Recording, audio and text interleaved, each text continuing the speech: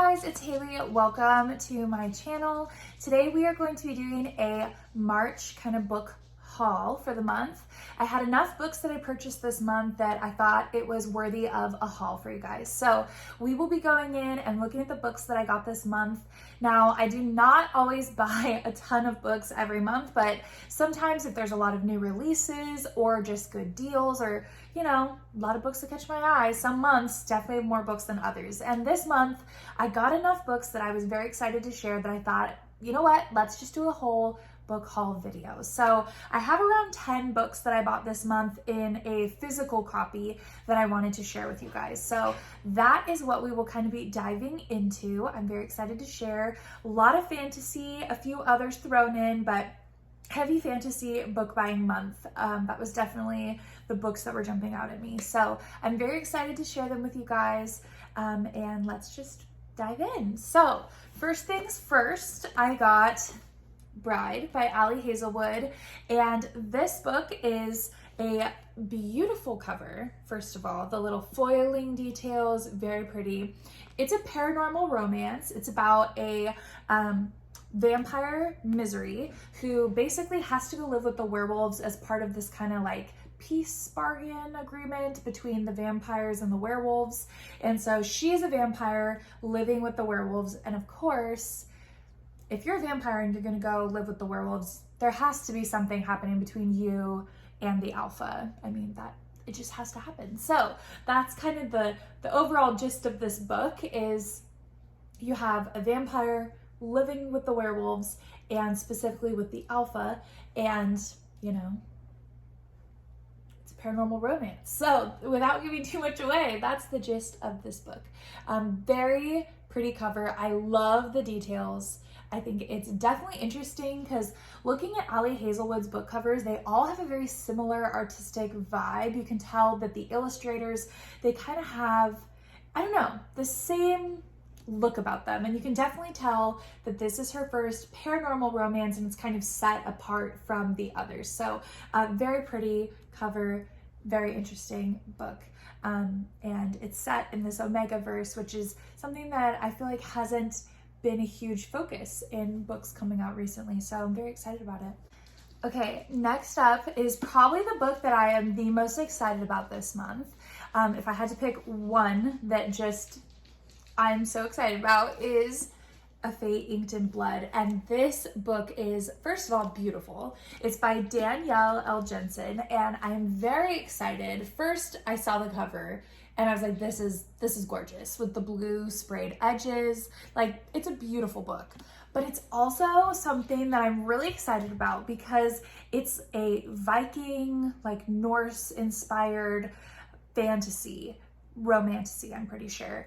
And I'm just really excited to see this subgenre play out because I haven't really read any books that have this kind of like Viking trope or Viking like subgenre to them. And I've heard people talking online, people have really liked this book. They've recommended some series that have a similar kind of like storyline to them. So I know that there's some other books where if I really enjoy this one, I definitely have other books on that have kind of caught my eye. They're on my list if I enjoy this one. So I'm really curious to see how much I enjoy it. It's basically about this girl, Freya, of course. She looks very beautiful on the cover. And she is like this prophesized shield maiden who is supposed to basically unite all of these different like clans and groups of people. And it's just interesting because I guess there's like this kind of political dynamic between different clans or kingdoms, whatever you call them. And of course, like, everyone's gonna want this shield maiden to be on their kind of team, if you will, even though that's probably really conflicting for her. And so there's just this interesting dynamic. And then of course the romantasy aspect comes in where there is a, I think it's the son of the man she marries, Bjorn. He is like, you know, her little distraction and all of this. So I'm very curious to see how this book plays out and whether or not I'm liking this Viking trope. So we will see. Next up is a book that I I was almost dreading the release of this book. And I don't mean it in a bad way. I actually mean I was dreading it just because I know that it is going to be a good book, but I know it's going to be a sad book. And it is If Only I Had Told Her by Laura Nolan. This is the sequel to If Only He Had Been With Me. And that book last year, oh my gosh, or was it 2 years ago? I think it was 2 years ago I read that book. That book is sad. And what's so messed up is you know from the beginning that obviously Finn dies. You can glean that from the back. You glean it from the first page. Like, you know he's gonna die, and it still like rips you to pieces. So this is the sequel, and this is from Finn's perspective.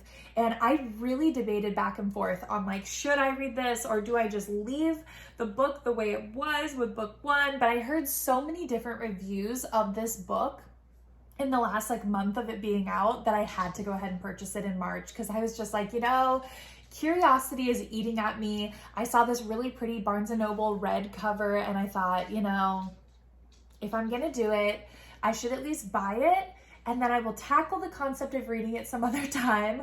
But I had to at least purchase it, and it is a beautiful cover. I absolutely love the red with the rose. And of course, it's gonna be a little sad to hear about Finn and his perspective. It does also sound like from the back that we will also hear from Jack, which is Finn's friend. And in book one, he doesn't have a huge role. You definitely hear about him and he's there, but he's definitely doesn't have a huge role. Versus on the back cover of this, when I read it, it sounds like he is going to have a bigger play in this. This whole section is about Jack. So I'm curious to see how that kind of gets involved as well. So this is the next book I got. Another new release book that I picked up, and this was a very spur of the moment. I happened to be at Barnes & Noble with my friend, and we were walking around, and it happened to be the day this book got released, and it was on my radar, but not to the extent that I knew that was the day it was releasing. And that is The Prisoner's Throne by Holly Black. This is in the whole Folk of the Air series. It goes with The Stolen Heir. Is that what it's called? Pretty sure that's what it's called. That's book one. And this is kind of like a spin-off to Folk of the Air with Cardan and Jude. And I loved their books. Cardan and Jude I love them. And so I really enjoyed that series. I really want to read this one, which has some of their like family and friends involved in it. And I think they're like little sneak peeks of them are in this book. But I had to pick up the Barnes & Noble exclusive while I was there since it was release day. It was all beautifully laid out on the table, so I had to pick this one up. And I'm very excited to read it. I haven't read book one of this duology, so I'll definitely have to read that first. But I had to get it just because it was release day and it was sitting there staring at me. So it's a very pretty cover. The Barnes & Noble exclusive editions have a black background versus the kind of mass market ones have a white. So it's interesting. I like the look. I think the black really makes the overall design pop out a little bit more. With the white in the background, you don't notice as much of the details. So it's very pretty book. Next up, this is an interesting book, not one I was definitely planning on buying, but I saw this TikTok video, and let me tell you, the number of times that I've been sucked into buying a book off TikTok is getting ridiculous, but I'm very excited because, just because of the author. This book is a tiny little novella. It's very short, very quick. It's called Pond Water, and it's by Brenda Biddix and Ryan Maletti. Basically, from what I have gleaned, I've watched many of their channel's videos. She has MS and basically has written this book. Is like her first little self-published book, novella, and she is using the money that she gets from the kind of profits off this book to help pay for her medical bills and things like that. So it just looked like such an interesting read. Basically, it says, in the quiet town of Elmhurst, their secrets fester Where secrets fester like toxins, a simple pond holds the key to unraveling a web of deception that spans generations. Meet Jared, a battle-scarred Navy SEAL whose quest for peace becomes a battle for survival when the town's poisoned pond threatens to expose the darkness lurking beneath the surface. Bobby Jo, the enigmatic neighbor with secrets of her own, may hold the answers Jared seeks, but her motives are as murky as the pond itself. So it's just talking about, it's a thriller. So I think it just, I don't know, I want to give it a try. I love finding new authors. I have been kind of on this thriller quest to find some good thrillers. So yeah, just looks like a very kind of quick thriller. I liked the cause behind it, so I just had to pick it up. It was on Amazon, and yeah, we'll have to check it out. The next book I got, I'm very excited for. I waited for the the Barnes & Noble exclusive to come back in stock just because I was really wanting the pink. It is Powerless by Lauren Roberts. I'm very excited to read this book because I've heard about it non-stop since it came out, and I wanted to read it. Barnes & Noble online and in my closest locations was sold out of all of their copies that had the exclusive edition with the pink cover. And I gotta say, if I can choose between pink and purple, I will always pick pink. So I had to get the pink one. I waited. I have a lot of books that were on my TBR, so I knew I probably wasn't going to get to Powerless in the next couple months. And so I waited. When it released, and this copy sold out, and so it finally came back in stock at the very end of February, early March. I finally received it, so I'm very excited to read it. This is a romantasy, and it sounds so good. Basically, it says these elites have possessed powers for decades, gifted to them by the plague, while those born ordinary are just that, banished from the kingdom of Ilia and shunned from society. No one knows this better than Peyton Gray, an ordinary posing as a psychic to blend in with the elites. But when she unwittingly saves one of Ilia's princes, Kai Azur, she is thrown into the purging trials, a brutal competition showcasing the elite's powers. If the trials and the opponents within them don't kill her, the prince she's fighting feelings for will if he discovers what Peyton is, completely ordinary. It sounds so interesting and so good.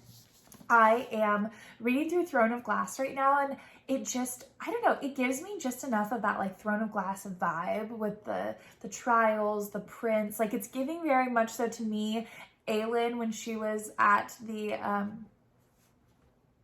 don't know, that competition that the King of Adarlan was throwing for winning, being his assassin.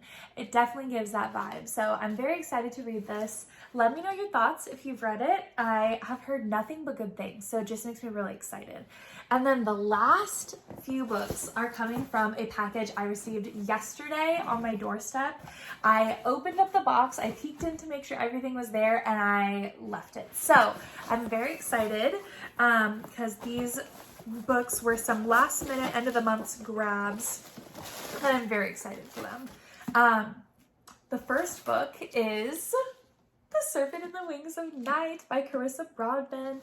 I am so excited for this book, you guys. I have heard so many things, like all good things about this series. Crowns of Nyaxia, I feel like it's talked about not as much as others, but it definitely gets enough credit that I think I need to read it. Like, this series I've been putting off reading for whatever reason. I have no valid reason why I haven't started it other than just I haven't.